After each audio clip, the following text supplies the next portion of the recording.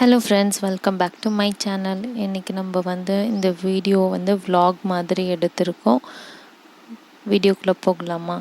இன்றைக்கி ஃபேமஸான Burma food atho தான் செய்ய போகிறோம். அதுக்கு காம்பினேஷனாக அது கூட சாப்பிட எக் பேஜோ, இந்த ரெண்டு ரெசிபியுமே பார்க்கலாம் வாங்க. ஃபஸ்ட்டு அதுக்கு எக் பேஜோ செய்கிறதுக்கு எக்கை நல்லா பாயில் பண்ணி எடுத்துக்கலாம். இப்போ அத்தோவுக்கு ஒரு க்ரன்ச்சி பைட் கொடுக்குற பார்ட் செய்ய போகிறோம். அதுக்கு கடலைப்பருப்பு 4 ஹவர் ஊற வச்சு எடுத்திருக்கேன். அது சேர்த்துக்கலாம். அதுக்கப்புறம் 3 பல் பூண்டு, 2 ட்ரை சில்லி, இதை அரைச்சி நல்லா ஃபைன் பேஸ்ட்டாக எடுத்துகிட்டு வந்துடலாம்.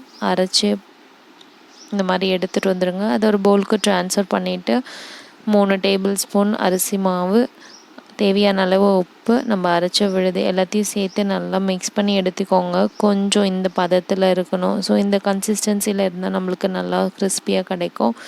இப்போ ஒரு பேன் வச்சுக்கோங்க. 3 டேபிள் ஸ்பூன் நிலக்கடலை, 2 டேபிள் ஸ்பூன் பொட்டுக்கடலை, இது ரெண்டுத்தையும் வறுத்து எடுத்து வச்சுக்கோங்க. நல்லா ட்ரை ரோஸ்ட் பண்ணிட்டிங்கன்னா சூப்பராக நம்மளுக்கு ரெடி ஆகிடும். இப்போ இதை ஒரு பிளேட்டுக்கு ட்ரான்ஸ்ஃபர் பண்ணிவிட்டு ஆற வச்சுருங்க. ஆறினதுக்கப்புறம் நம்ம அரைச்சி எடுத்துக்கலாம். இருக்கட்டும்.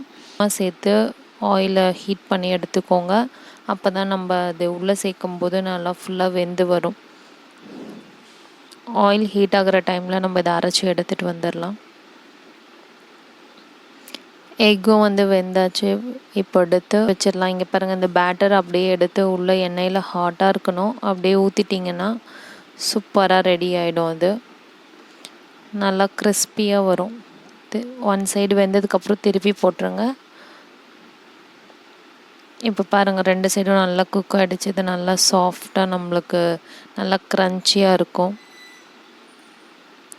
அதுக்கப்புறம் நூடுல்ஸ் வேக வச்சு எடுத்துக்கலாம். தண்ணி ஆட் பண்ணிவிட்டு தண்ணி கொஞ்சம் பாயில் ஆகட்டும். இந்த டைமில் உப்பு ஒரு தேவைக்கு ஏற்ற மாதிரி ஆட் பண்ணிக்கிட்டு ஆயில் கொஞ்சம் போட்டுக்கலாம். இதில் பேக்கெட் இன்ஸ்ட்ரக்ஷனில் என்ன ஃபாலோ பண்ண சொல்லியிருக்காங்களோ டைமிங், அந்த டைமிங்கில் ஃபாலோ பண்ணிக்கலாம். எனக்கு 3 மினிட்ஸ் சொல்லியிருக்காங்க. ஸோ 3 மினிட்ஸில் நம்ம போட்டுட்டு எடுத்துடலாம்.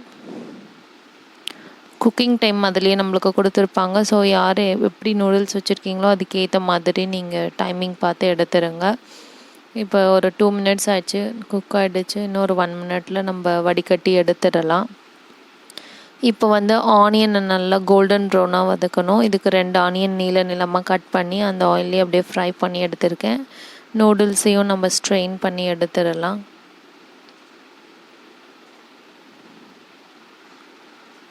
இருக்கட்டும். இந்த டைமில் ஆனியன் நல்லா கோல்டன் ப்ரௌனாக ஆகிடுச்சு. அதையும் எடுத்து வச்சிடலாம்.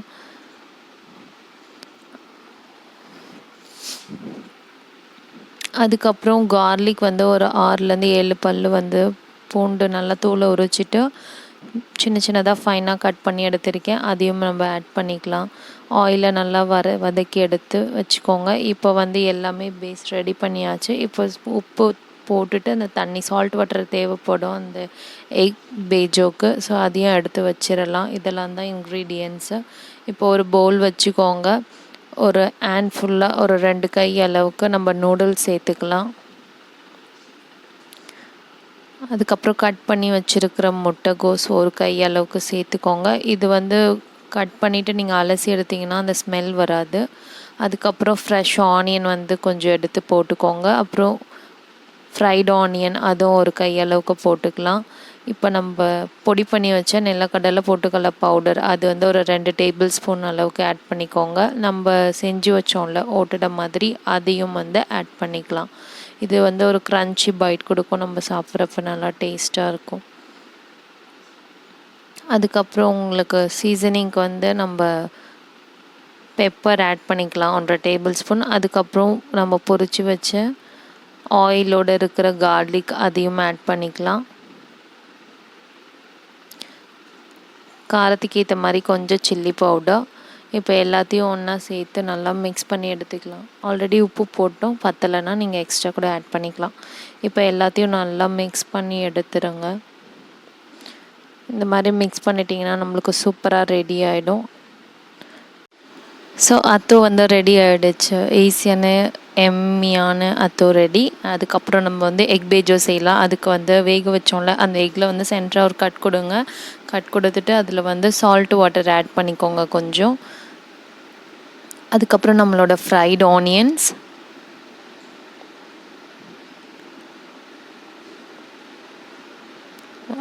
சாஃப்டாக ஹேண்டில் பண்ணோம், இல்லைனா உடச்சிக்கும் எக்கு. அதுக்கப்புறம் லைட்டாக பெப்பர் ஆட் பண்ணிக்கலாம். அதுக்கப்புறம் புளி தண்ணி கொஞ்சம் ஆட் பண்ணிக்கலாம்.